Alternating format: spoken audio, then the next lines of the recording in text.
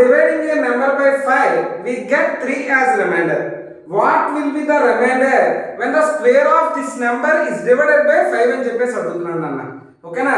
So ఏదో ఒక number ఉందన్న, ఆ నెంబర్ని మనం 5 తో డివైడ్ చేస్తే 3 అనేది ఒక రిమైండర్ వచ్చిందంట. కానీ ఆ నెంబర్ని స్క్వేర్ చేస్తే, అంటే ఏదైతే అన్నోన్ నెంబర్ ఉందో ఆ నెంబర్ని స్క్వేర్ చేసి దాన్ని కానీ 5 తో డివైడ్ చేసినట్లయితే, 5 తో డివైడ్ చేస్తే సో రిమైండర్ ఏమొస్తుంది అని చెప్పేసి అడుగుతున్నాను అన్న. సో ఇలాంటి దానికి ప్రొసీజర్ చేసే కన్నా చిన్న లాజిక్ తో ఆన్సర్ చేసుకోవడం బెస్ట్ అన్న. సో చూడండి ఒకసారి, మనకి ఏదో ఒక నెంబర్ని 5 తో డివైడ్ చేస్తే రిమైండర్ ఎంత వచ్చిందన్న? 3 అనేది వచ్చిందన్న. సపోజ్ నేను x ప్లేస్ లో 8 వేసుకున్నాను అనుకోరా, అంటే 8. సో 5 1s అన్న 5 3 అనేది రిమైండర్ వచ్చిందిరా. అంటే నేను x ని ఏమనుకోవచ్చు? 8 అనుకోవచ్చు.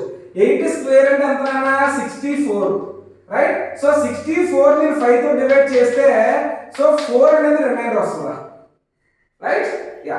మరి ఇదే కేసులో ఇంకొక నెంబర్ తీసుకున్నారా, సపోజ్ మనం 13 అనే దాన్ని తీసుకున్నాం అనుకో. 13 5 తో డివైడ్ చేస్తే రిమైండర్ ఏమొస్తుంది? 3 వస్తుంది మనకి.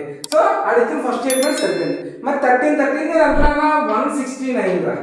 169 బై 5 తో కానీ చేసాం అనుకో, అని చూడు 165 వరకు కట్ అయిపోతుందిరా, కానీ 4 అనేది మిగిలిపోతుంది. అంటే ఇక్కడ కూడా రిమైండర్ ఏమొచ్చిందిరా? 4 అనేది వచ్చిందిరా. అంటే ఏదో ఒక నెంబర్ని 5 తో డివైడ్ చేసినప్పుడు 3 రిమైండర్ వచ్చినట్లయితే, సో ఆ x నెంబర్ని మనం స్క్వేర్ చేసినట్లయితే రిమైండర్ ఏమొస్తుందంటే ఏమొస్తుందిరా? ప్రతిసారి మనకి 4 అనేది వస్తుంది, అంతే. ఓకేనా?